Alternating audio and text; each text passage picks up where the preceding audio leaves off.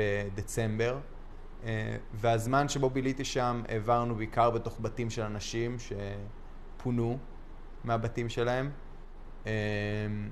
היה לי מאוד קשה ההרס שהשארנו מאחורינו. לא משנה כמה ניסיתי לדבר ולשכנע, אנשים המשיכו לייצר הרס מיותר, גרפיטי, לקחת כל מיני מזכרות קטנות וטיפשיות שפשוט בזזו מהבתים של אנשים. הרבה מההרס הזה לא נוצר רק מסיבות מבצעיות. זה לא היה נראה לי כמו הדרך הנכונה, לא כמו הדבר שיוביל להצלה של החטופים, וזה היה עוד יותר ברור כשכמה ימים אחרי שנכנסנו שמעתי ידיעה ברדיו שאומרת שישראל מסרבת לעסקה, שחלק ממנה אומר סיום המלחמה. בנקודה הזאת זה היה ברור לי שאני שם רק כי אני פשוט לא יכול לעזוב את החברים שלי בנקודה הזאת, אבל זה לא מה שאני מאמין בו. הצבא מנסה להגיד לנו שאנחנו עושים דברים בשביל לשרת איזשהן מטרות צבאיות, אבל זה פשוט לא נכון. הכל מתערבב בתוך עזה. וזה מייצר מצב כזה שאתה אף פעם לא יכול לדעת למה אנחנו עושים דברים. מה שברור זה שלפחות חלק מהמקרים, לפחות חלק גדול מהמקרים, אנחנו הורסים אך ורק כדי להרוס, ומשאירים מאחורינו חורבן מוחלט. זה פשוט מייצר, זורע את הזרעים למלחמה הבאה. מייצר אנשים כועסים שבוודאי וירצו להילחם נגדנו, שבוודאי וירצו לפגוע בישראל בחזרה. בן אדם שאיבד את כל מה שהיה לו, את הבית שלו, את הבית של ההורים שלו, שכל כך הרבה מקרובי המשפחה שלו נהרגו בגלל ההפצצות של צה"ל, אני לא יכול לחשוב איך הדבר הזה מייצר אנשים שיוכלו בעתיד לחיות איתנו בשלום. בשלב מסוים, המפקד שלנו נתן לנו פקודה לשרוף בית ששהינו בו לאחר היציאה.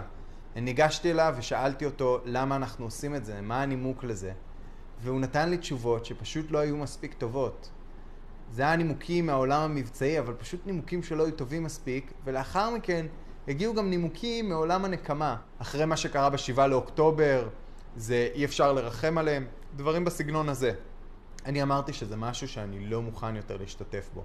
מה שהייתי צריך לעשות הרגיש לי ברור מאוד, והודעתי לו שאם אנחנו שורפים את הבית, אני עוזב. ויום לאחר מכן אני חזרתי עם אחד הרכבים שיוצאים ונכנסים מהגזרה, ולא חזרתי יותר לעזה.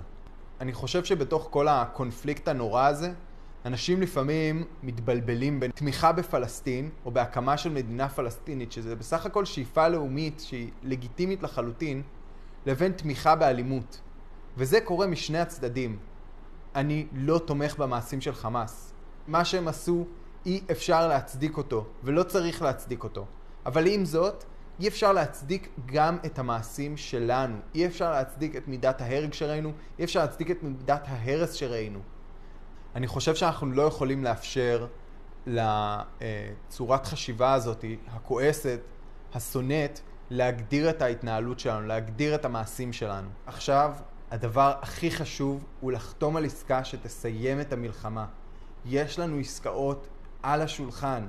אני חושב שזה הדבר היחיד שיוכל למנוע את ההרג הממושך של החיילים שלנו בפנים, את ההרג של הפלסטינים, וכמובן יציל את החטופים שנמצאים בגיהנום כבר חודשים. אין מנוס, חייבים לחתום על זה, גם בשבילנו וגם בשבילם.